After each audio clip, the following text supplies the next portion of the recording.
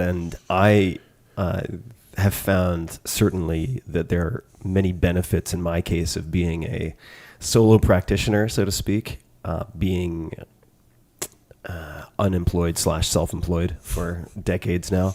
But one of the clear downsides is that I don't have that in-person peer group to observe, or superiors or subordinates to observe, with the rare exception of a handful of employees now. But what I ended up doing for myself to try to improve, because I assumed, and I think this is good for a lot of people to assume, that you may not have sufficient self-awareness to accurately self-diagnose your weaknesses and strengths.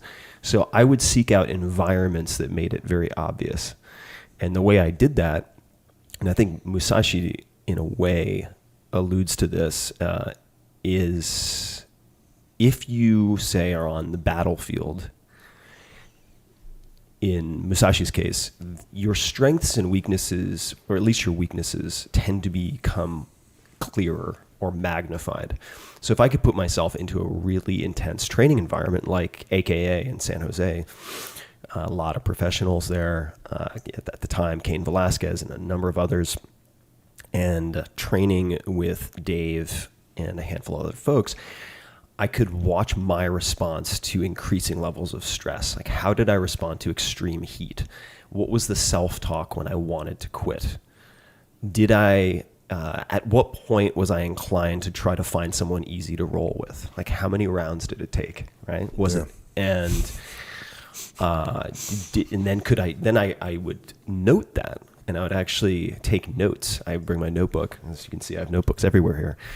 And I would note not just the technical learnings and what I wanted to improve, but the decisions and the self-talk that I made that I wanted to improve upon, and experiment with that. So I used the physical arena as a way to try to identify the high-level weaknesses that I could work on, because everybody has a plan until they get punched in the face, right? So it's all great and theoretically, academically beautiful to sit down and try to self-analyze when you're journaling in the morning, which I also do, but it's quite another thing to be like, okay, tough guy. Yeah, and that's even with that long explanation I just gave at looking at all these people, I wasn't consciously thinking. Actually, I wasn't even consciously thinking about it from a psychological perspective. I was just thinking it from a pragmatic, here's two guys, why don't they get along? Yep. And then when I would see myself do it, I'd go, oh, you're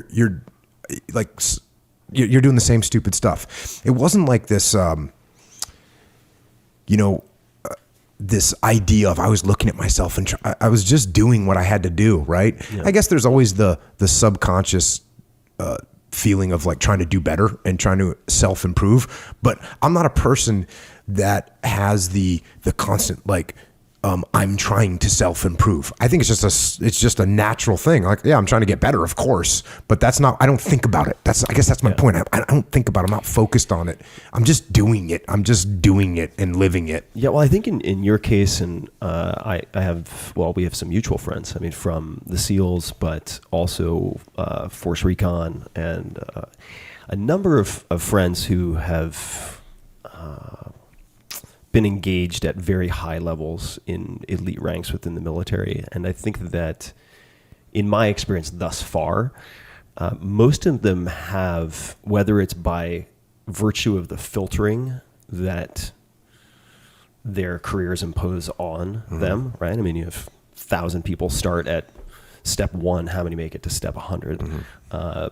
That they self-select and are selected to have a high degree of what I would consider, or what you could consider, mindfulness, which is usually associated with like hippies in San Francisco with didgeridoos and Burning Man and so on. It's a buzzword there, but I think the ability to detach in that way comes naturally to you and to many people I know who also have made it to step 100. They just seem, in a military context, if you don't have that, and certainly you can get killed or get washed out for many different reasons. But I think for one of them seems to be, if you have no self-awareness, you get broken or you get disqualified at some point in Yeah, those 100 steps. or you get as good as the machine can make you, and I think that's the real difference. You get as good as the machine. The machine's going to make you good, right?